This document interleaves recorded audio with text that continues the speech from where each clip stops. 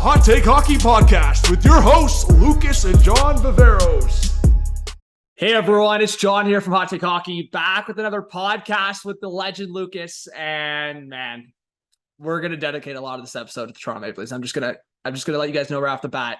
So if you want to laugh at the Leafs, you want to hate on the Leafs, you love the Leafs but you hate them right now, this is the episode for you. So episode 12, Lucas, we're starting a little negative here. I don't even know what to say. I mean, I have a lot to say, but what a disaster. What a shit show. Oh my God. Fresh off the Halloween weekend, nice California road trip. Brutal, man. Brutal. Where do we want to start? Where the heck do we want to start? So let's start with the whole conversation of this happens every year with the Leafs. So we're moving into November now, and this happens every year. That's the whole excuse right now. It happens every year. They got basically a 500 record. Whatever happens, like if you guys are watching this podcast as they go through the rest of the games, they're basically at a 500 record, win or lose the next couple of games. 500 record for a team that should be a lock for the playoffs. And I get it. You know what? A 500 record October, it's whatever. I would say on paper, it's whatever. But to me, it's not like every other year for a couple reasons. And the two main reasons being, look at the teams they faced for one. Look at the teams they freaking faced. And actually, I'll add a third reason. Two, we're on like year 6 or 7 of this. I think is it Matthews, Nylander, Marner? Is it year 7 or year 6? I think we're on year 6. Is it 6? So it's 16, 17, 17, 18, 18, 19, 19, 20, 2021. Yeah, I mean 6, I guess. Yeah.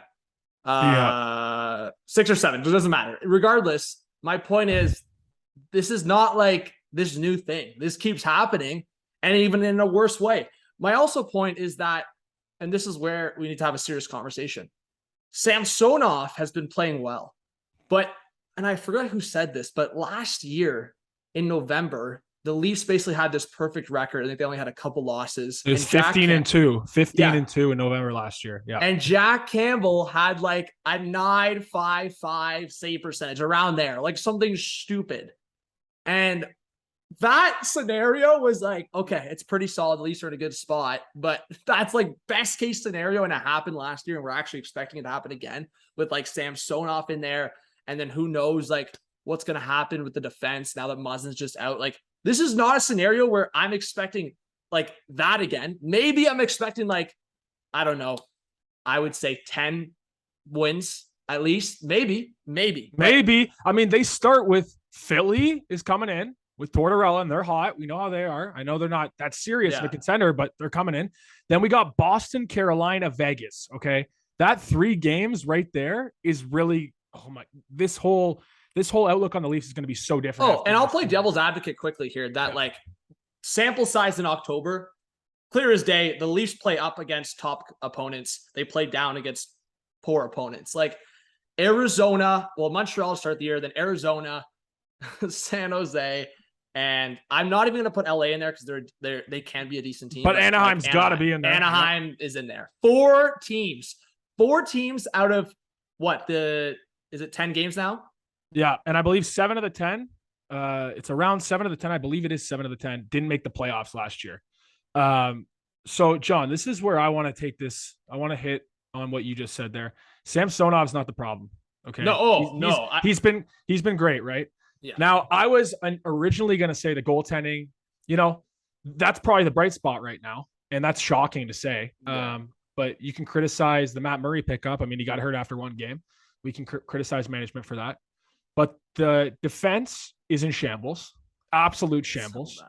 So it's terrible. Oh, quick update as we're recording this podcast. Victor Mete, I mean, we've already seen it for 1 game, but it's like you have Victor Mete on the top pair with Morgan Riley, and you have Justin Hall on the interchangeable top pair with TJ Brody. Like either way, you have either Hall or Mete on a top pair.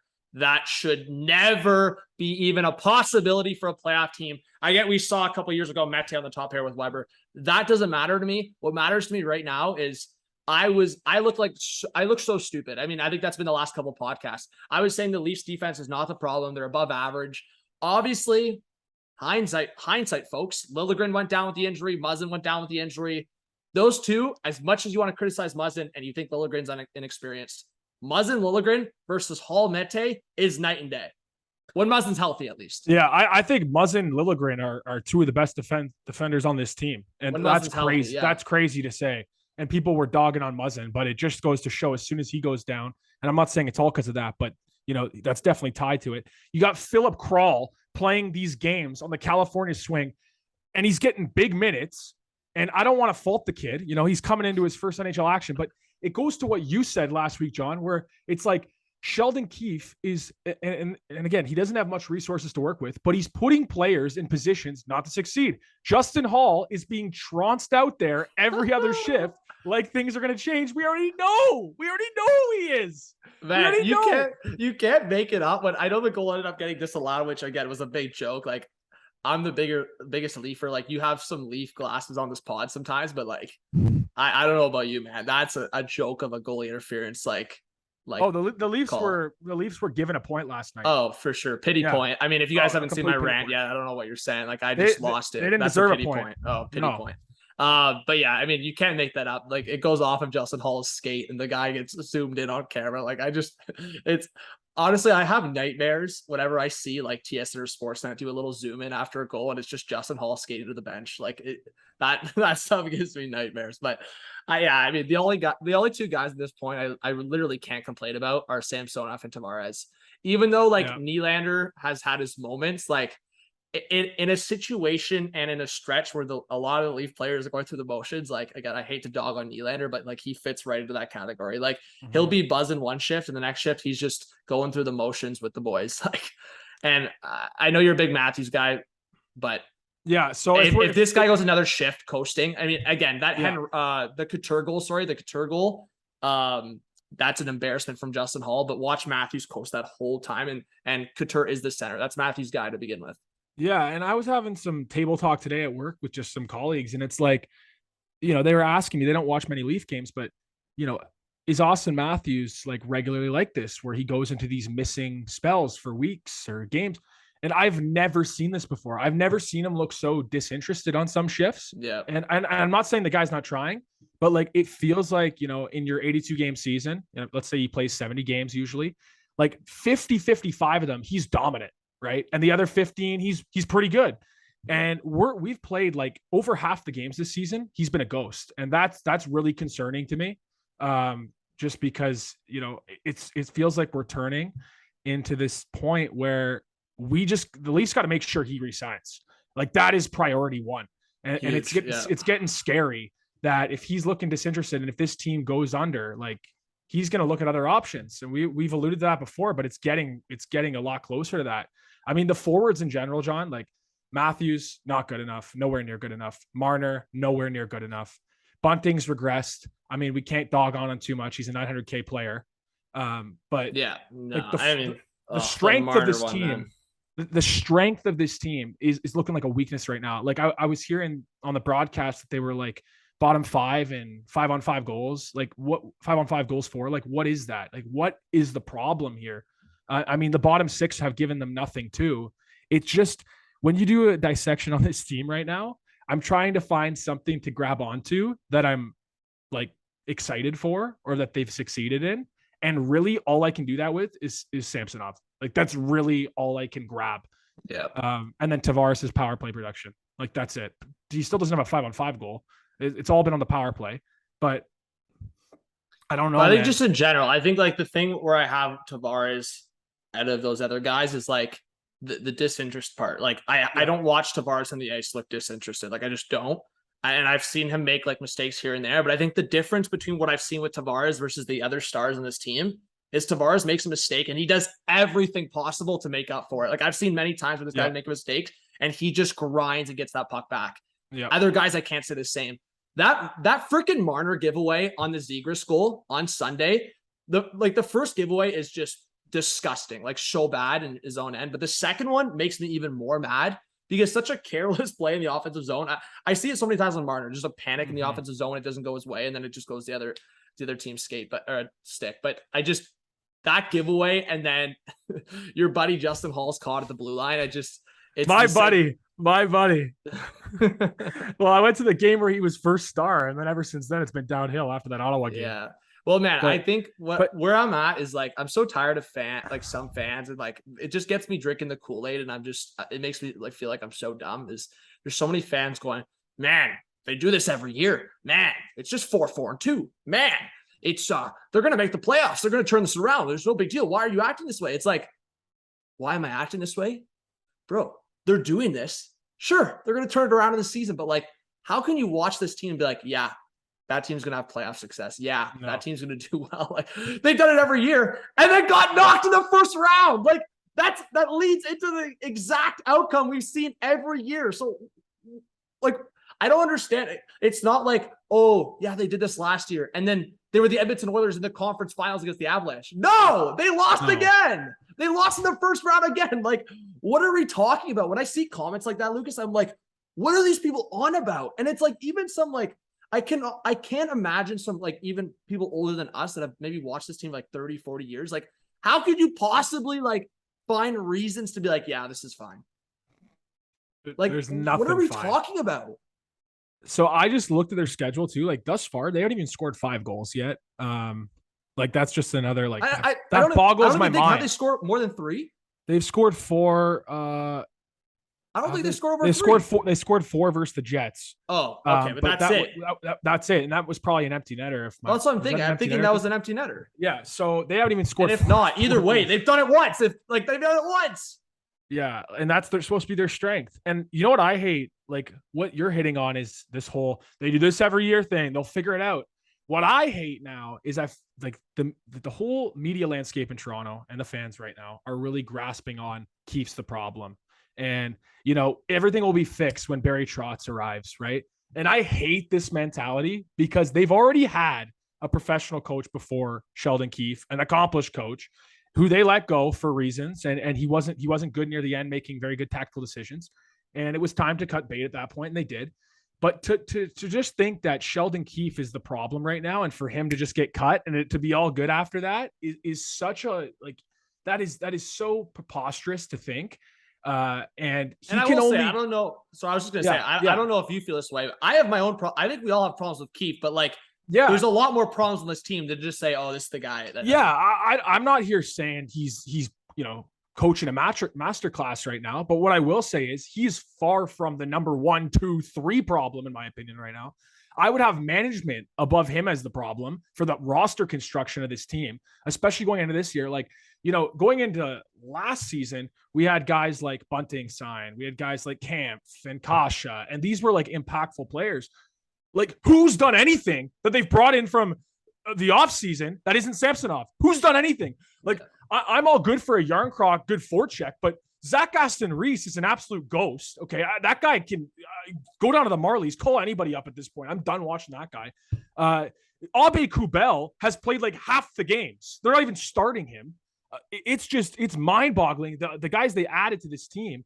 I mean, Giordano's doing everything he can do at his age. He's done shouldn't fine. Be playing that much. He's too slow. Like, he's effective in a certain role. But man, on your point, it's funny because that's where I go back to like the Kool-Aid. Too many people drink the Kool-Aid. Is like I like every time we were making like a Leaf preview or talking about the Leafs, like I said that the goaltending was a concern. But I think like what's something people could pick up, and I was talking to my buddy about it, is like I was citing these goalie concerns, but for me, and I've said the last 2 years, more specifically after the Montreal series, where I basically said blow it up.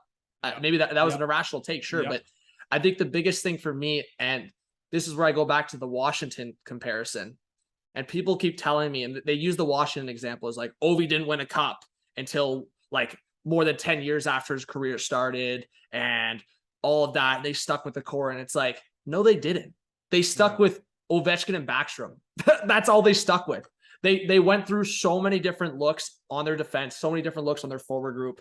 Like, when I think of the Caps back in like those days, I think of like Alex Semin and Jason, like Chimera, like all those guys. Like, the Caps won with guys like TJ Oshie and Tom Wilson in there, and so many different looks in their forward group, and a different goalie. Like, they went through so many goalies. Like, go through all the Caps goalies they went through, like from whoever you want to start with at Ovi's start to like Michael Neuwirth to frickin' like Varlamov, Grubauer, like all these guys, and Holtby won them the cup. So my thing was like, you know what?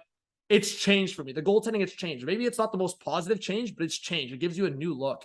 And that's my problem with this forward group, man, is like, sure, you can keep running it back, but there's been no change. Your change has been Calle Jarnkrok. Your change has been Zach Aston Reese, you just said. There's been no freaking change.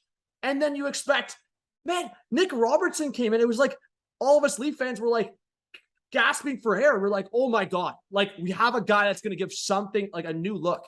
Yeah. And this guy's getting punished. He's getting taken out of the lineup because he's not even in the lineup. 5 or 6 incompetent guys in the top 9, and Nick Robertson's getting taken out as if that's the problem. So like, oh my, bro, I'm tired of drinking the Kool-Aid, man. And honestly, I think my thing is like, you have the last couple GMs. It's like there was different positives. I think where I grab onto Kyle Dubas is like the drafting has been night and like day, like much better. Like extremely better with him in charge. And like, that was something that I was so frustrated with so long, and why the Leafs were just so stagnant for so long. Like us growing up, like the Leafs always being in that 9, 10, 11 spot in the standings and drafting garbage, like literally passing on Alex DeBrincat when he was sitting right there for you. Like that doesn't happen anymore with Dubas. It doesn't.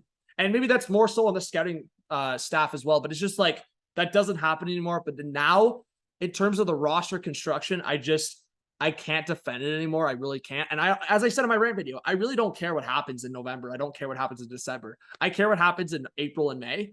And to be honest, I hate this delay of like holding on to certain stuff. As you said, like there's gonna be fans holding on to Samsonov. There's gonna be fans holding on. Oh, Tavares is doing great again. Maybe Tavares is gonna have a big playoff. Like it's just like holding on to these things. And I'm like, okay, so if we have the same conversation in May, what's gonna happen? Are we trading Mitch Marner yet? Or are we trading him next year or the year after that? Oh, wait, no, the year after that, those guys won't be signing anymore. Bye-bye. Yeah. See ya.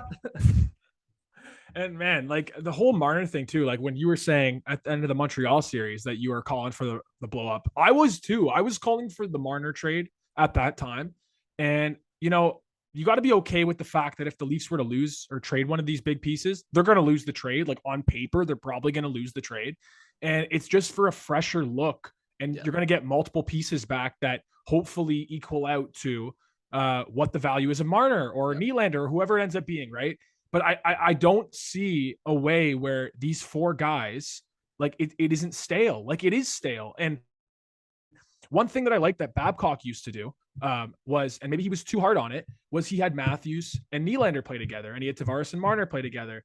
And I feel like ever since Keefe came in and he made that switch immediately and had put Matthews with Marner, so many Leaf fans glued to that and were like, finally, like Matthews and Marner together. Da, da, da.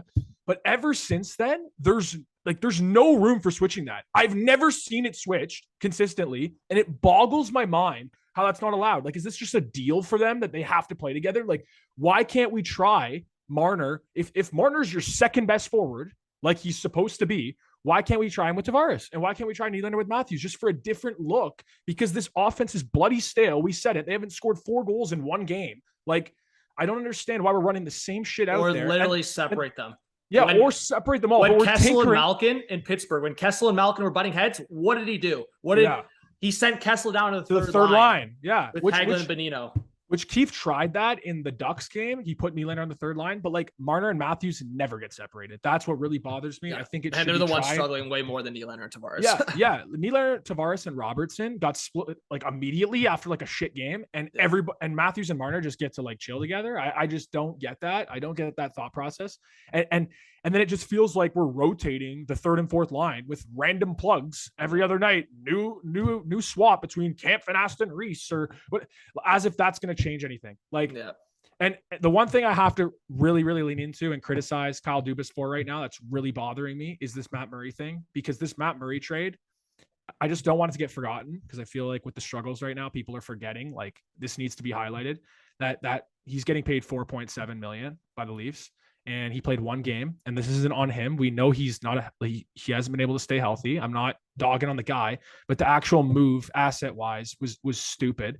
And now we're stuck to this, and we don't have Shalgren is playing games that, like, I like Shalgren, but I just feel like he's been rushed to have to play all these games as an NHL backup when he's probably not an NHL backup, man. Like, no.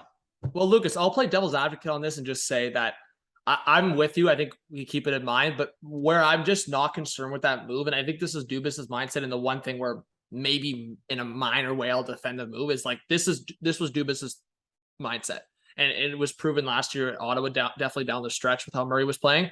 Dubas in his mind, it's like with everyone else in the decision-making goes, you either have Murray healthy and playing above average or around an average goalie, and we got a couple assets with it, or he's not healthy and we have him on LTIR and we have the space. Yeah. And I get that mindset, but it's also like, maybe if they had gone into a different direction going into the season and utilized that space. And again, they couldn't really predict that Samsonov wasn't going to get qualified in that situation. Yeah. Maybe if he fell into their lap. Yeah. Maybe if Samsonov was always an option, Murray wouldn't have been, and they would have utilized that space for something else. Maybe, honestly, maybe. I think it's a hindsight situation. I think when Murray comes back, does Muzzin just stay on LTIR? Like at this point, I think you're in the exact situation. This is where I'm so frustrated. It's like, what is going on in your head where it's like you're going to see a better opportunity to make a big move? You have both Muzzin and Murray available to go on LTIR, and you have this flexibility, and you have guys that it's like, look uninterested. Why wouldn't you try now to go for that spark? I know it's not easy. People are not trying to trade star players or any of that like right now, but it's like, if you're Dubas, man, like if you're on your way out anyways, like why wouldn't you try to make a desperation move at this point? I mean, I feel like I don't want something that's gonna kill the Leafs long term, but at this point, man, like long term, like I don't give a shit about long term. Like if Matthews leaves in 2 years, no one's gonna care. No one's gonna care what happens in 10 years if Austin Matthews leaves. Maybe that's the fear, is that, trading a guy like Marner is going to really disrupt Matthews and push him out the door, which would be nuts. But you've almost got to think, I mean, this conversation probably shouldn't be happening right now. This probably should have already happened a year ago or 2 years ago, like some sort of blow up to the core. But you almost got to think, is this going to be like the Masai Ujiri move where you disrupt the locker room a little bit? And you're not going to get a guy back at the level. Well, that's why, man. This should have happened in the offseason, man. Like now it's going to be so much worse in the season. People are going to be more disgruntled by it. But if they were to blow up the core four, whoever's going out that door is going to be so pissed because they're taking the fall. And Kyle Dubas is very loyal to his guys, and the players love him. That's why people think it's going to be Nylander, Lucas. That's why people think it's going to be Nylander, because people think, and people around the team even think, you can't take Marner away from Matthews at this point. You just can't. Not even like if you on the line, maybe on their line, maybe break it up. But on the team, it's like that was the whole thing around Kerfoot too. And I think you saw in my rant videos, like this team's all about your brother even messaged me. It's just this team's all about freaking friendships and buddies. Like it's a joke. It's a freaking joke. No one Justin Hall's buddies with everybody. Yeah. Hall's best friends with Marner. You can't trade him. You can't move him, because if you move Hall, Marner's mad. And then if you move Marner, Matthews is mad. It's like this whole connection. Oh, but you can't move Kerfoot because Matthews and Kerfoot were best buddies in the bubble. They were best friends in the bubble, so you can't move Kerfoot. You can't do that. So you can't move Kerfoot, you can't move Hall, and you can't move Marner. Tavares is on a no move clause, and Austin Matthews is the franchise. So sorry, Nylander. Oh, don't forget Muzzin's buddies with everybody too. We can't move Muzzin because he's buddies with Justin Hall. And then Clifford's buddies with Muzzin, and Muzzin's buddies with Marner, and Clifford and Marner hung out one time at the cottage, so you can't move them either. Everyone, you can't move them. Okay, one more thing quickly on personnel from me. I am so done with I'm so done with Alex Kerfoot. I'm just done with this guy that everybody advertises as a Swiss Army knife that can play on every line, that can play with everybody. If he was that good, he wouldn't be moving around every line every game. Like that's as simple as it is to me. Like he is Mr. Oh, this line's struggling, let's plug him in there because he'll help rejuvenate them. And then like he's all good for his speed, and he's got skills that are valuable. I'm not saying he's wasted out there, but I just am done with the look of it. I'm just done with it. Yeah. We just need a fresh look. That's another piece you could get a fresh look at. Like, there's so many problems. Like, they got to make a move. And I think the whole thing too is like, I'll just say two things, then we'll just quickly address like who we think's on the hot seat, the move that we think is going to happen, and then just a couple moves, and then we'll go into our guest appearance from Don't Be Sod. But okay, so just quickly, yes, I think they don't want to make a move like that, a significant move, because they don't want to repeat of what happened with Kadri. Mm-hmm. Do it like emotionally and move a guy and then watch that guy basically win a cup with their team or have success. And then you just keep, so it's like, they don't want that to happen again. One. And two, I will play on the devil's advocate of that point and just say that look at the Islanders and Flames as two prime examples. Obviously we're early on this season, and I'm just predicting the Flames are going to do better than they did last year. and they made the playoffs and then had a good first round or decent enough. And then second round against the Oilers is that Islanders lose Tavares for nothing and go to 2 conference finals appearances. And I think at the end of the day, we can look at that and go, if they had Tavares over like the contracts of like Clutterbuck, Martin, and a couple of the other guys, maybe the Islanders go to the cup final. Maybe they win a cup with Tavares. But my point is, and Islanders fans are going to eat this up right now that I'm saying this, is the Islanders did so well without Tavares, losing Tavares for nothing. And we just kind of alluded to, like, you're going to probably lose a trade like that regardless. But it's like sometimes just that shakeup that everyone kind of went around like losing Tavares, and the Islanders look at the appearances they had. And then look at the Flames, man. Like they lose Gaudreau and Tkachuk, and they're having the best start, like losing Johnny and Tkachuk, and you're having the best start ever.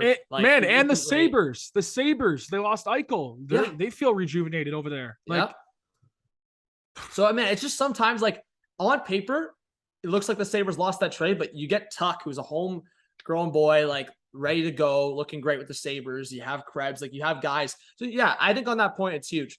So let's quickly just wrap it and say, guys the Leafs could trade for. Like, is this a massive, like, are we going back to that? So we're about to bring on Don't Be Sod. So this is relevant to the conversation. Like a Patrick Kane. Is that who you go for? Or is it like more realistic where you look at other guys for defense options? Do you look at a Jacob Chikrin? Do you look at like a Severson with the Devils? Like, I'm just going through kind of my list in my head here.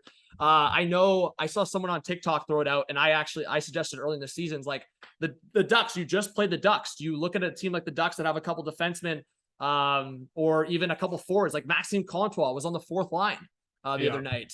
Or like, do you have any other names in your head? Like, are they going big, or are they just going for like a defenseman? Like Severson's a rental, so are we just giving up a 3rd or 2nd, or what's going on there? Well, I think it really depends. Are we talking we're trading a blockbuster player, or are we talking we're moving some chess pieces around? If we're moving some chess pieces around, I think a Severson is a good one to shout out. Or like a Chikrin. But if we're talking like Mitch Marner's getting traded, I mean, everything's on the table. And if the Rangers are down, I mean, like some Keandre Miller type package. I know it'd have to be a lot more to get Marner, but like something like that, is enticing. But as far as who's going out the door for the Leafs, I think it's obviously Justin Hall and Alex Kerfoot are the number two names based off cap hit. And I don't know how they're both still here. I wonder if they'd make 1st. I wonder if they make another trade with Seattle. Because like I'm looking at 3 defensemen there: Soucy, Alexiak, and Larson. I already talked about it in the offseason, but like those are options there. I'm still holding on to the fact that like Max Domi could be an option. If they trade with the Hawks, like maybe it's not Patrick Kane, maybe it's a Max Domi. Because like talk about a Swiss Army knife of a guy that can play center and wing and have a little bit of an edge. Or like a Connor Murphy. Yeah, in Chicago. I wonder if they make a different trade with the Hawks. I mean, I would take Murphy if Hull and Kerfoot are going the other way. I mean, he's not. To me, he's not the great. I don't think he's great on the analytics either, but it's like a right shot guy. I think I'll take him over Hall any day of the week. But okay. So let's wrap our predictions here. So who do you think right now? What's the first move that's going to drop? Is it Keefe getting fired? Dubas getting fired? I don't think they're going to fire Shanahan in season. I don't even think they'd fire Dubas in season. I can't believe we're here. I can't believe we're here. No, I can't believe we're here. But is it one of those 3 things? Is it a major move or a minor move? If you had like a vision quest right now, what are the next 2 moves that are going to happen, or 3 moves, like next couple? Because there's got to be at least 2, I'd say. I think by the weekend there's a trade.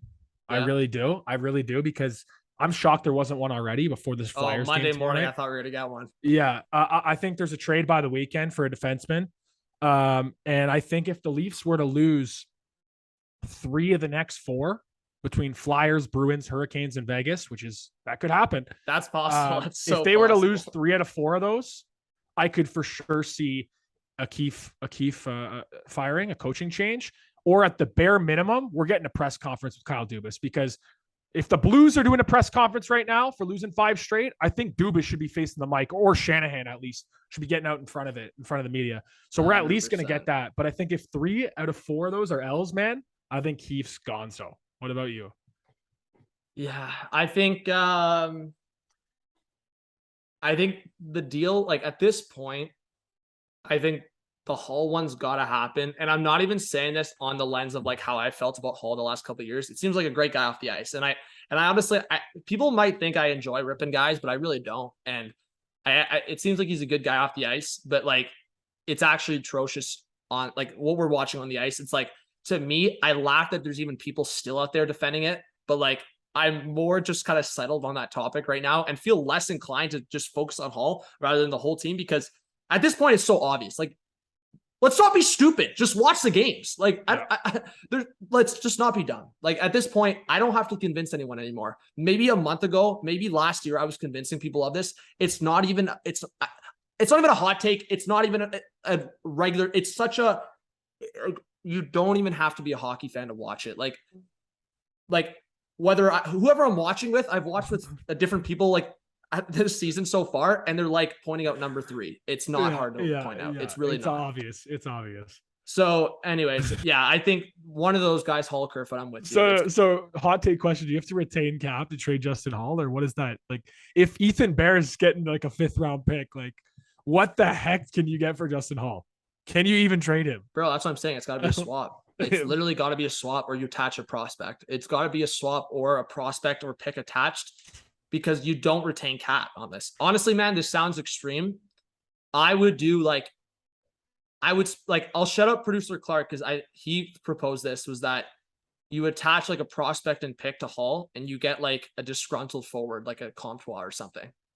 That's something like you got to do something like that. Because at this point, man, like if you're losing a B-level prospect and a mid-round pick, you're getting a change of scenery, and like it's just, he's got to be done. Like, honestly, I'm so tired. And honestly, man, this sounds extreme, but I really think one like main personnel up top's got to go. And if they're really going to be stubborn, here's my mindset. Dubas's contract's expiring, so I think it would give more incentive to Dubas to like really shape up and realize what's up. If not only he realizes his contract's not getting extended until he wakes up, and 2, if his good old buddy Keefe goes, because then that ruins the whole buddy mentality on this freaking franchise. You send the GM's best buddy out the door, and then freaking guys in the team realize no one's best buddy is safe. That's what I'm saying. So I think, sure, you know what, Keefe maybe is not the most deserving to be gone versus the other guys, but there's got to be some kind of message, and you're not locked in with Dubas past the season.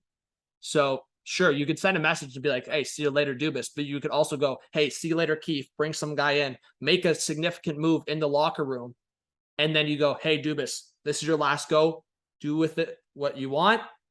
Do it like, John, do your best with the new coach, all that. And then if you're gone at the offseason, you're gone at the offseason. I'll add this too. I feel like if Keefe gets the door, Shanahan's the one that's signing off and making sure the right coach comes in. Yeah. And I'll go further than that and say that I still think if Keefe gets the door in mid-season, Dubas is probably not coming back, because Dubas and Keefe are tied at the hip. And if Keefe goes down, I think Dubas is going down. I think the least will either just elect not to offer him a deal, or, they're not really going to. So what a mess. So Keefe leaves, Dubas leaves, best buddies. I guess Matthews is gone. Yeah, that would be a crazy mess. That's why they need to turn this thing around, man. They got to right this ship somehow. Like, they have to. Honestly, I actually no other option. I hate how this culture has grown. Like, I'm gonna use that as a freaking tagline, man. It's the freaking buddy franchise. Like, yeah, it's crazy, man. It's freaking crazy. Like, I actually can't. Like, you know what? For the freaking clips on Twitter and all this stuff, people love it. People love Marner doing the 10 wins to Jack Campbell, all these things, and then when friends leave, it's all sad. It's like, look at it, man. You brought in a Russian goalie for the first time ever, and he's doing well. Samsonov's doing well, and no one's buddies. Samsonov's doing well. Like, just, oh my God. Like, enough with the friendships. Enough. I can't, man. I freaking can't. Like, no. Austin Matthews was drafted 1st overall in 2016. We're almost in 2023. This is so down bad. Like, it's not even like no one was expecting, some people were expecting a cup by now. When Matthews got drafted, I said 2021, 2022, 2023, around there for a cup. Yeah, that felt like an eternity later. And here we are. Yeah, I feel like a joke for saying that. But at the end of the day, like, we were expecting something. When Matthews was drafted, we were on our knees just freaking bowing and going crazy. Like, we were expecting at least a couple of conference final appearances, or at least like a second round appearance. Anyways. All right, Any last takes? Any last comments before we bring on a guest? Let's just say, as we transition to don't be sod 20, I think Patrick Kane has 0 chance of coming to the Leafs now. I mean, at this current juncture with where they're standing, there's no way they're making that deal. They need defense help more than anything. We got to ask them though, eh? Yeah, we'll ask them still. All right. All right, let's bring on Don't Be Sod, and we'll continue the Leaf conversation and other conversations after the interview. But hey, enjoy our chat with Don't Be Sod here. Welcome to the Hot Take Hockey Podcast. We're thrilled to bring on Don't Be Sod 20, NHL 23 content creator, best known for that. And welcome to the show, Lucas. How you doing, man? Good. Glad to be here. Excited to get things going here. Yeah, great name, buddy. Same Thank as me. you. Yeah, so yeah. Love to Double see that. Lucas on the pod today. Yeah, There it's you go. trouble. It's trouble. We've had the double Johnny before, so now we got the double Lucas. There you go. There you go. I'm glad I could All right. oblige. Yeah, man. Let's jump into. I wanted to start with, my brother and I, we were big into the NHL games the last 15 years, honestly. And I'd say like around the switch when we went to PS3, Xbox One, we really got into it. And that's kind of when we started finding guys like yourself on YouTube making content with Hut, booming at that time. Yeah. Tell us about how you got into just content creation in general and like what really brings you into the NHL games and the NHL franchise. Yeah, for sure. I think starting off, I started making like video game content probably when I was in like 6th or 7th grade, like Call of Duty, Minecraft, all that kind of stuff, and got into FIFA a lot there too. And it was just kind of something where I was watching all these YouTubers at the time and I'm like, I could do that. Like, it's not so hard. So I don't know. I was making videos on everything, like whatever I was playing at that point. And then I obviously got hooked on HUD. I've been a hockey fan, grew up obviously in Chicago. So I always had hockey around me and never really got into online NHL games until probably NHL 13 or 14. And that's when I was hooked. So started doing NHL content there, and the rest is history, I guess. There you go. Do you feel like you're like, I know you kind of alluded to it, but do you feel like overall you were like the hockey fan primarily and just like your love for the video games, like Shell just kind of took over? Or was it more so like your love for the game combined with like the response from the fans online and like the viewership you were getting? Yeah, for sure. I mean, yeah, like I said, growing up in Chicago, I played hockey. My brother played hockey forever, my dad. So always was a hockey fan first. And honestly, like not a lot of people growing up where I did in Chicago were really big hockey fans at the time. So when I started playing online NHL, I started finding more people. Oh, okay, people actually do like hockey. Cool. So kind of just that feeling of a community as a whole was really what drew me in. And obviously getting the response that I did early on there really helped say, okay, you know what, I can do this. I should take this a little bit more seriously. So a little bit of both for sure. I think without the response of everyone online, I probably wouldn't still be doing it. But yeah, it's always a hockey fan in me. Yeah. I wanted to touch on how you kind of navigated that time where the Blackhawks were almost like irrelevant at a time period there. And a lot of young people today, they don't really realize that the Blackhawks pre Jonathan Toews, pre Patrick Kane were really at a lull. And it was kind of a dark time in Chicago, especially for an original six team. How was that like following the team at that point and then seeing their rise to that dynasty that they became? Yeah, I mean, it was sick, honestly, like being able to go to the Hawks game, sit in the lower bowl for like $15-$20 every other game. It was awesome. But I mean, I don't know, man. It was kind of finding, kind of like how it is now, finding the enjoyment in random players, like seeing Andreas Athanasiou score that crazy that was goal. disgusting. Like, yeah, like, I mean, that's like a player that I will not remember in 10 years, but I'll always remember that goal. I'm like, oh, that was sick. So, I mean, just find like Martin Havlat when he signed on with the Hawks, like that was like my favorite player. Obviously, like at that point, you got to find ways to be excited about the team. And I mean, at that point, like in my fandom, at least, I didn't know anything about the lottery or tanking or anything like that. And it wasn't even a thing at the time. But like when we got first overall, I remember watching or hearing about the lottery at that point, and I was like, oh, okay, cool. First overall pick. Didn't really think anything of it. And then obviously it went on to be something huge. But yeah, man. I mean, it was awesome going to those games. Like, even though there weren't a ton of people, I mean, I remember like even when the Hawks first started getting good, like probably 2009, I think it was, when they first made the playoffs for the first time since like 01 or whatever it was. I was at the game where they clinched against the Predators. I was like sitting literally probably 3 rows from the Hawks bench. Cost me maybe $50 to get in. So wow, like, being able to have that experience and like experience all those games I mean, it's just cool to be able to have that access. Yeah, I was going to say overall, because you've got a couple Leafers here. Like, you can compare to obviously Patrick Kane first overall, and we got Matthews who drafted first overall. So too, obviously, just I think both of them will go down as some of the best American NHL players. So it's crazy to see like how the Hawks rise, and you got a couple Leafers here just watching. We're in 2022 now, and the Leafers are in a tough spot. But just for your team now, coming out of the dynasty, and we'll talk some Chell here, but just for the Hawks, how are you feeling on this situation? And like, I'm sure being a big Taves guy, being a big Kane guy, like, do you kind of feel that? Do you think they'll stay with the team kind of coming out of it? Or do you think some moves are down the line? What do you think? Yeah, I mean, I think I in my mind, I think Taves is gone for sure at the deadline, whether it's deadline or in free agency or whatever. I just think he's at a point, I think the team is too, where they need to take a step away from the Bowman leadership. And not saying Taves isn't a good leader or anything, but like, if you're captain, he's been the captain literally forever for most Hawks fans. So like, I think there just needs to be a change there. And I think both sides it seems like are pretty amicable on it. Taves has kind of stayed on that line of saying, the future is the future. Don't really know what's going to happen. But I think honestly, my gut tells me that Patty Kane's staying. Whether that's trade at the trade deadline and he comes back, but I don't know, like everything that I've read and I just, my gut tells me that Kane's going to want to break every Hawks record. He wants to be in the number one scorer, games played, all that stuff. And I don't think there's any reason why the current administration wouldn't want him to do that. So as foolish it may sound, I think he's going to stay. I hope they trade him at the deadline, let him play a couple games for the Rangers or the Leafs or something, or the Oilers, and come back to Chicago and let us get the first overall pick. So yeah, that's what I was going to ask you. I was going to ask if you had a couple teams for either guy that you wouldn't hate going to. Would it be those couple teams, or is there a team is there a second favorite team you got? Not really, to be honest. I mean, it's really, honestly, with playing Hut, like I've got a lot of favorite players like Austin Matthews. I love watching Austin Matthews. Like, but like, I think Kane, I don't know, with Kaner, it's tough. Like, I really don't want to see him in any other jersey.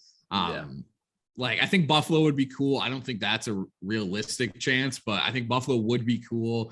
Obviously everyone's saying New York, go and play with Panarin would be kind of cool, but like, it doesn't really matter to me. Like I said, at the end of the day, I think like, it's like Duncan Keith too. Like he played 1 year with the Oilers. Like, it doesn't really make a difference to me what team they go to. And then Taves, I honestly cannot care. As long as it's not the Blues or like the Red Wings, good with me. Yeah. There you go. No complaints. Honestly, like when you see today's day where you watch like Ovechkin play like straight with Washington, it would be so cool to see Patrick Kane after you just were touching on it. It'd be so cool just to see him stay there for his whole career and smash all the records and be in the one jersey. Cause I find, at least like as a hockey fan, when you watch like Jerome McGinley leave Calgary and then put on a couple other sweaters, or even Brodeur like played like a handful of games with the Blues, it like it just cheapens it a bit unless they really have a significant impact with that team. Which Patty Kane, I mean, I think storyline perspective, him on the Rangers would just be such a sick story with Panarin and the Broadway show. But yeah, I mean, I wanted to touch on Hut as well. Like, I've been playing a little bit this year, got back into it. So I got the PS5 and I've got back into it a little bit, but I was on a crazy run there in the mid 2010s where I was sweating it up. Give us a quick rundown of like, some cool features you're finding in NHL 23. I know I just watched your latest video where you pulled the McJesus, the X Factor McJesus. Yeah. But touch on just like what you like about the game thus far in comparison to 22. I mean, honestly, NHL as a whole, especially Hut's in a kind of a tough spot right now. It's a lot of lately there's been a lot of issues, but I mean, at the end of the day, I think the fun in Hut is the start of the season. Like at this point, you're just waiting for new cards to come out. And no matter what the gameplay is like, or whatever the sets are, or anything like that, like as long as there's fresh content coming out and you're excited to play, that's the best part for me. So like, and I'm not as good of a player where I'm noticing like, oh, I think poke checking needs to be increased by 5% for this game to be fun. So it's like, for me, I just love hopping on, seeing the new content, and then just honestly just grinding games. But I mean, a lot of people have said that 23 is kind of like the stepping stone. They're saying like, oh yeah, this year, not great, but next year though. Yeah. So, I mean, there's that hope that 24 is really that step forward that everyone's kind of been hoping for. But Yeah, I don't know. I'm kind of just enjoying it for what it is. It's a fresh NHL game, and that's all you can really ask for. Yeah, and it's sick that the cross console is going to come in November. Yeah. I mean, we're hoping it comes in November and it rolls out smoothly. Yeah. We'll see on that, but like that's going to really add another element. But a bit of a bummer on that feature that you can't like play with the other console on the same team. Like that's such a hidden little bug that I'm not a fan of. But we'll see how it rolls out. Yeah. Do you feel like it would grow the Chell community like a stupid amount? Like if there's the crossing and like a lot more of like, even I feel like it would give the ability for even like a lot of content creators to like collab in different ways and be able to play and like have like even events. Like I feel like we like not to throw in Fortnite into the conversation, but I feel like that conversation or comparison, like getting events together or stuff like that. Like, do you feel like that's kind of the direction or hopeful direction? I mean, yeah, but I think the cross-platform thing is it's mostly for the casual fans. I think like being able to play with your buddies, that's the biggest thing. As far as like growing the game, like I think the only way to grow such a niche game like NHL is for the sport to grow itself. So it's like it will kind of always be in this lull where hockey's not super popular in the US, but it's always booming in Canada. So it's like Canada will always love the NHL games. Here, it's kind of a niche game. Like I know, like I work for a professional hockey team, and literally some of the people I work with here are like, "Yeah, I play NHL like every 3 years." I'm like, "You work for a professional hockey team and you don't like aren't obsessed with it?" Like it's crazy to me. So it's like it's kind of like how FIFA kind of started too, where FIFA was such a niche game, and then everyone started playing it, and then it grew the sport more. I don't know. I just feel like overall the years, like it just hasn't happened with hockey the way everyone's expecting it to. But yeah, I mean, there's a chance that cross-platform really does help make that boom. But I don't know. I'm trying to say a little cautious there. Yeah. No, sorry. I was just going to say, I think I agree with you. I think growing the game, but I think, just in general, I think people hope that the quality of the game, if it improves, that's going to bring a lot more people too. Yeah, 100%. Yeah, and I think like you said, man, I feel like it does tie to just the average hockey fan, because it's also for people that are just running eShul or just running like quick puck drop with their friends, play now with their friends. So like it's not going to boom the game, but it's a good stepping stone. And it's funny how like all these games have just like piggybacked off the Fortnite cross-platform, like and that all boomed during COVID. Like crazy that to think that didn't exist before, but like now every game's doing it. Yeah, it's wild. But tell us about, I mean, I'm just curious to know, because like I'm a pretty casual Hut guy.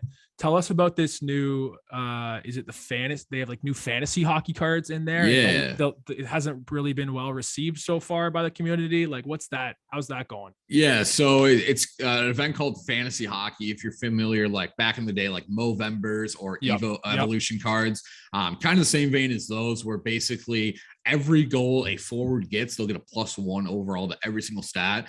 And then if you're a defenseman, every goal you get a +2, and then every goalie, if you get a win or a shutout, you get a +1. So it's normally a really, really cool way to kind of connect IRL hockey with the virtual hockey. But last year, Matt Duchesne got a card, one of the fantasy hockey cards, and literally he scored probably 15 goals in the 2 weeks that the event was out. So he went from, I think he started at like an 82 overall and boomed to like a 94 overall in a 2-week span. So it's like, that was like it was honestly one of the best moments in Hut, because all of the Hut community was a Nashville Predator fan all of a sudden, just rooting for Duchesne. Oh, empty net. Oh, please, Duchesne, please. So, and this year, I think EA kind of is worried about how fast these cards will progress. So they released the first batch, and they're not great. Like it's Kevin Fiala, Robert Thomas, and Tristan Jarry, and then Ivan Provorov, I think. So it's like none of those guys are really most likely going to blow up. Thomas or Fiala maybe, but not great other than that. And they started off super low this year. So I think for Robert Thomas, he would need like 30 goals to reach a 99, which isn't super like crazy, but at the same time, you're going to be waiting until probably April for that card to hit 99. So I think it's just a cautious approach from EA to kind of back away from the biggest event of the year, which if they have more planned, I'm all about it. But as of right now, definitely a letdown.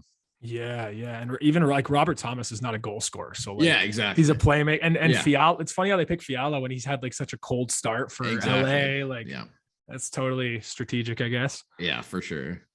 I was going to ask overall whether it was Chell or whatever it is. I'm curious, just being a content creator, someone that streams as well. Like, what's your favorite part about like content creation, streaming, and like overall? I would say also tie in, because I know you kind of hinted at not being a big fan of the Blues, and now Saad being on the Blues. So where was the creation behind your name, and how are you feeling on that? And just, overall, what's your favorite parts of being a content creator? Well, yeah, kind of like the Don't Be Sod thing. Like, honestly, so when I made my gamer tag originally, it was literally just my first and last name. And then obviously everyone online gaming boom. So I'm like, I should probably change that. And I went with Don't Tase Me. 8189 was my gamer tag for a long time. And then I don't remember if I got locked out of that account or had to change my gamer tag or something. And I was like, okay, I need another hockey pun. I need another Hawks pun. And I went with Don't Be Sod because that was the only one I could think of. I do not care about Brandon Saad, unfortunately. So it's like, especially when he first got traded, everyone was like, sucks to be you when you rebranded. I was like, I'm stuck with it at this point. Like, I thought about changing it or shortening it or something, but at this point, it's just so attached to everything I do. So I hope Brandon Saad does well. I mean, good for him doing his thing. But yeah, everyone always asks me like, oh, is Saad your favorite player? Not in the slightest. But as far as the content creation thing goes, I think the best thing about it is just the interaction. I think being able to put a tweet out and saying literally anything I want and I get 10, 15, 20 responses every time is like unreal. And it's like being able, every single time I sit down and play NHL, I stream because why not? And literally knowing that there's always going to be at least 50 to 300 people just hanging out playing NHL with me is like the coolest thing. So being able to just interact with everyone, like I've gained some friends that like I would never have met before this. So it's just surreal knowing that like the interaction between me and so many other people throughout whatever 8 years or however long I've been doing this. Yeah. Overall, do you feel like this is like in terms of long-term goals? Because I even always think about it. It's like, is this something I'm going to continue to do like 5 years from now, 10 years from now? And you were kind of alluding to like getting friends out of it. Is this something that you want to continue to grow? Maybe even different ways, like find different paths out of it? Yeah, see that it's really interesting because like in the last like probably 2 to 3 years, I've kind of, I don't know, probably like NHL 19, NHL 20, where I was streaming every single day, uploading every single day, getting good numbers. I was like, you know what? I have a chance to really make this a career or do this full time. And I never really went into content creation thinking about that. Like at that point when I started, there was no one making a living off of any video game, let alone NHL. Yeah. So, and during that 1920 period, I was like, you know what? I have a chance to do this. But it just never worked out. And when I started after I graduated university, I worked for a professional hockey team in North Carolina for a little bit there, got laid off during COVID. And during COVID, I said, okay, you know what? This is a second chance. Let me try and grind again while COVID's going on. Everyone's at home. Let me try and grind again, see if I can make this into a full-time thing. And it just didn't work out the way I was looking for. I did pretty well and like I was happy with the results, but at the same time, I just knew it just wasn't in the cards. And I think over the past probably year or so, it's kind of coming to terms with that and knowing that this is a hobby and really enjoying it for what it is.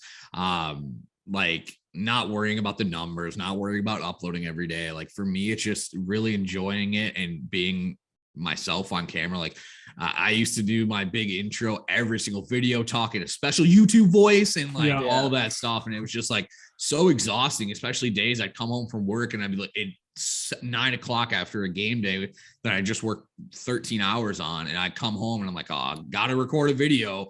And I'd be so exhausted going into it. And just now being able to kind of just enjoy it for what it is.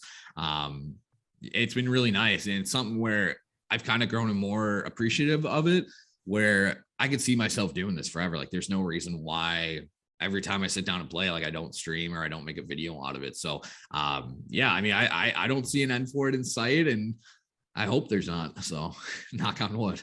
Yeah, man. That's awesome. That's awesome. Tell us about the Huntsville Havoc. That's the team, right? Yeah. Tell us about that that job you got going on there too. Yeah, for sure. So I'm the director of digital content for the Huntsville Havoc.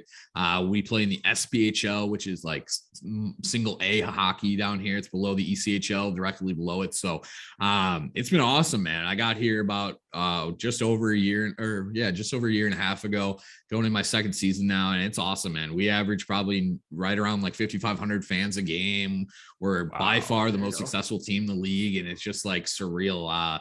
We just had opening night last week. We were 200 tickets away from selling out the arena. So we were just at 5,900 people in the arena. So it's been awesome, man, being able to work for a hockey team every day and just walk around and really enjoy it. It's been really a dream come true. And I think it gave me, like, growing up in Chicago, like, and obviously probably for you guys too, where minor league sports aren't really a thing. Like, if I wanted to go to a hockey game in Chicago, I'm just going to the hockey game. Want to go to a baseball game, I'm going to a Cubs game.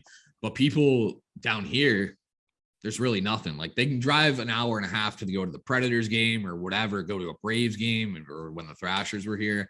But it's really, really cool to see how passionate a community is about minor league sports. Like, our fans are insane. Like, we had a meet the team party where literally they were just picking up their season tickets and meeting the players for the first time. We probably had over 4,000 people there. Wow. Yeah. Wow. So the community here really makes it worthwhile. I think if I had this opportunity, like this job in any other market in the SPHL, probably we would be looking for another job pretty quickly. But yeah, man, I mean, it's more than I ever expected in Huntsville, Alabama. So kind of moving here, I was kind of worried. I was like, Alabama, like, I don't know how I feel about it, but like, it's such a great city and it's blowing up so fast. It's absolutely crazy. But yeah, so I absolutely love it. I mean, I really do love what I do, and to be able to do it for a professional hockey team is amazing. That's awesome, man. That's so sick to hear. I mean, like,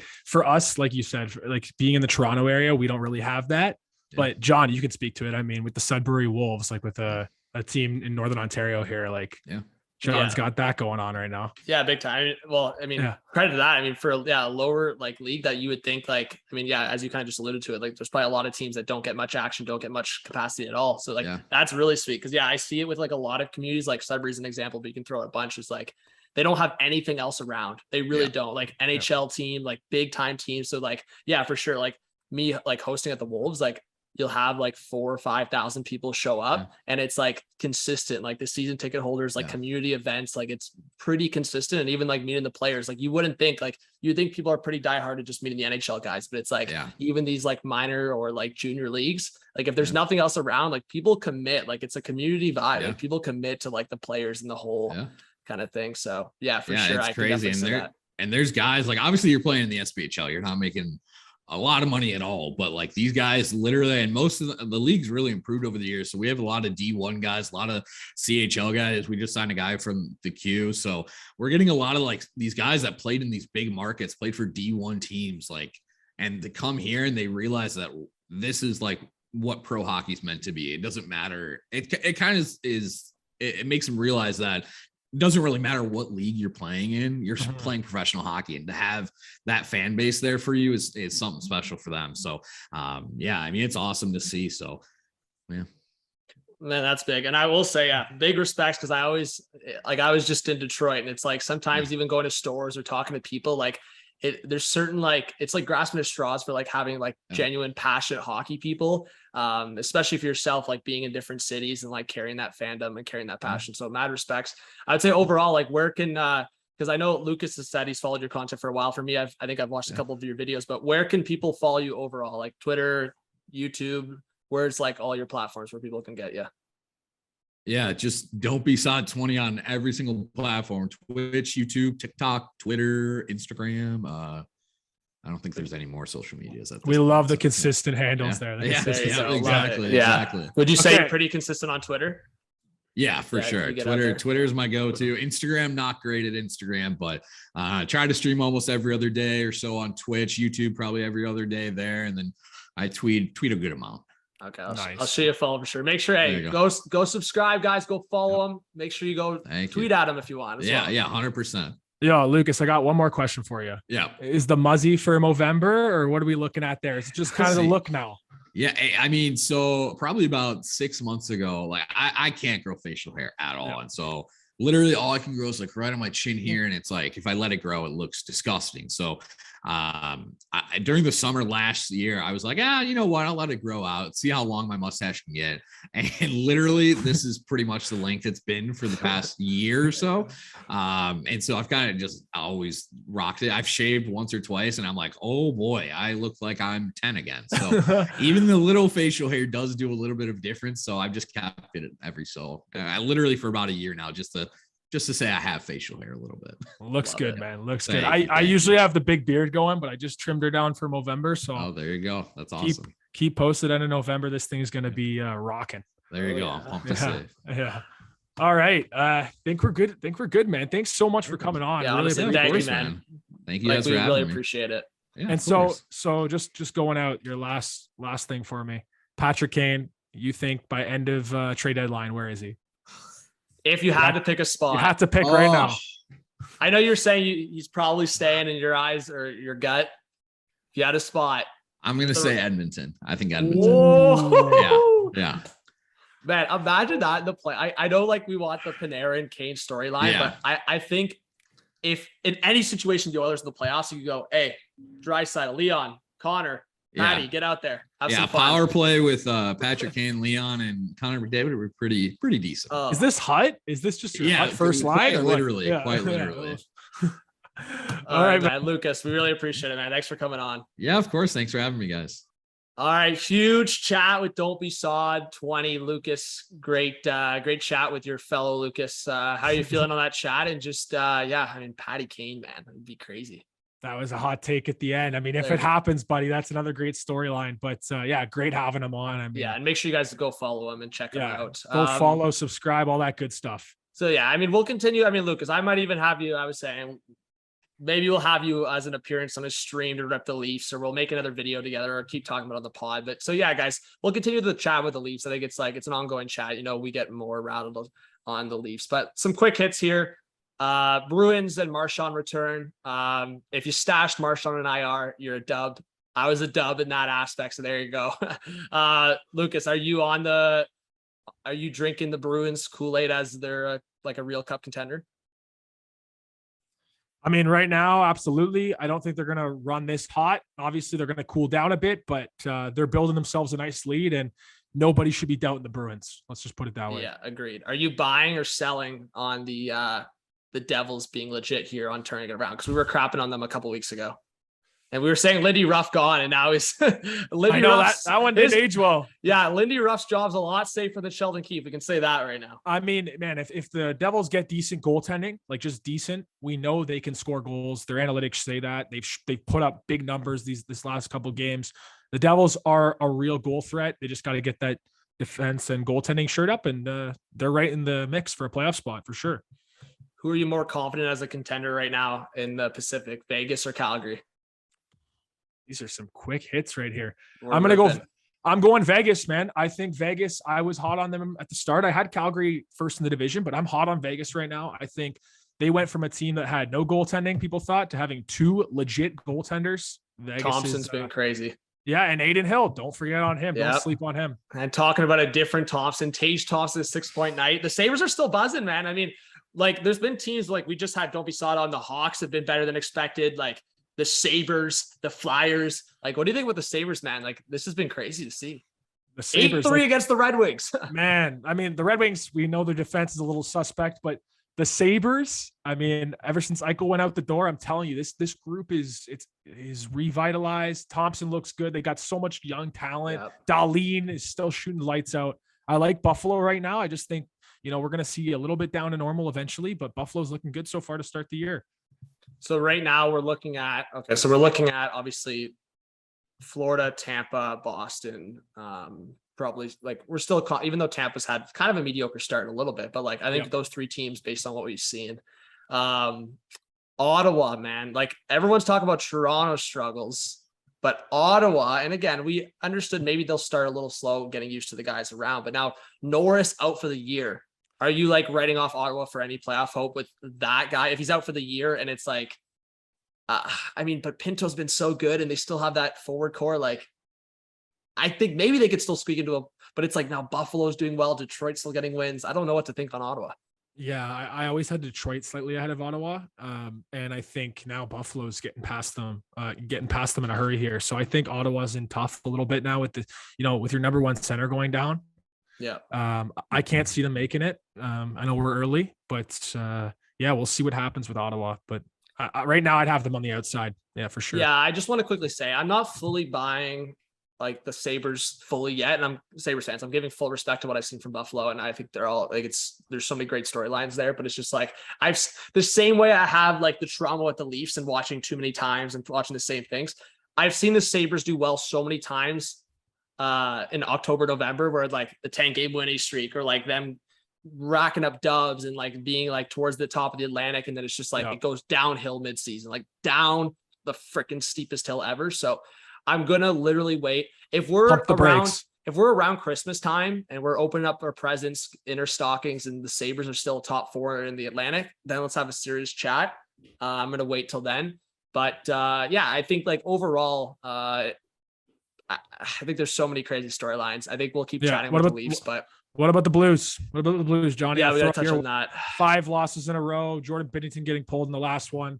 Man, I was confident in my goaltending on fantasy, and like I got Binner. What a joke. Campbell's losing the net a bit. We'll see what happens there. And it's like my best goalie in fantasy right now, and I can't believe I'm saying this, is Carter Hart. And by far, I think he's ranked Carter Hart. My boy Carter Hart. It. There was some crazy slander about Carter Hart going into the season, and like I'm glad I have a Carter Hart jersey. I'm supporting my boy. Shame on those people. No, it's not. I mean, it's just Carter Hart proving everyone wrong, but we'll see if the Flyers. I think the Flyers for me, I'm still kind of waiting for it like to go back to reality. But you know what? I think that's what I like about hockey. And actually we're seeing it in the NFL season this year. Like I love it in sports where like the underdogs are the guys that we're supposed to be near the basement doing well. So we'll see what happens with the Leafs. I will say, guys, we're going to keep recording pods. Lucas, I want to get like maybe one last take or one last comment from you, but we'll keep recording pods, but it's also good just to get our right away reactions on things. And the Leafs are just a mess right now. So we'll keep the conversation going. We'll see. Other teams are turning it around. The Canucks are going to turn it around. Maybe a couple wins there. And there's so many conversations we'll keep having. Lucas, any last couple takes or comments here on the pod? Yeah, I like doing one of these outro takes before we go into the next week and see if we're right or wrong. I mean, we were wrong on the Lindy Ruff one, but this one I'm feeling a little better about. I think Dallas is in tough here without Jake Ottinger. And if he's out for a long amount of time, I can see them really falling in this Central Division and really plummeting past a lot of these teams. So keep an eye on Dallas, but Scott Wedgwood's going to have to carry that load. Yeah. I'll build Johnny, on that one more for you. Yeah. I'll build on that and say Ottinger was like probably up there for an early Hart conversation, just the way he was playing. But I'll also throw in 2 other goalies. If the Flyers can continue this and somehow stay in the playoff conversation, it's like Carter Hart's for sure in that Hart conversation, Hart for Hart. And Connor Hellebuck, that save in the Vegas game. And how many saves did he have? He had over 50, right? Or he was around 50. And he still freaking lost. Like that Eichel goal was nasty. Yeah, so Hellebuck, if the Jets were to make the playoffs, Hellebuck's got to be in that conversation too. And Vezina conversations. Hellebuck's why I'm not 3-0 in fantasy. Thank you very much. He just embarrassing in my money league. My first ever in like the 6 years I've done fantasy. This is my first ever 0-3 start. Bro, 2 weeks now where I have the win going into Sunday, like I'm leading going into Sunday night and a choke. And Connor Hellebuck is the reason why I'm now officially 0-3 as well. Thank for Bedard, Johnny. Gotta say, hey, 3 of the last 4 years, I've been in the fantasy finals. So it's been a time coming for me to be in the basement. But hey, we're still making a comeback. We're confident there's gonna be a comeback in the works. Bitter might be hitting the waiver wire for you, eh? Disaster. He's got to turn it around. All right, guys. Thank you so much for listening. Episode 12. We'll keep wrapping. We'll get some videos out there as well. Make sure you guys reach out to us on Twitter. Episodes available on Spotify, Apple. Any last comments, Lucas?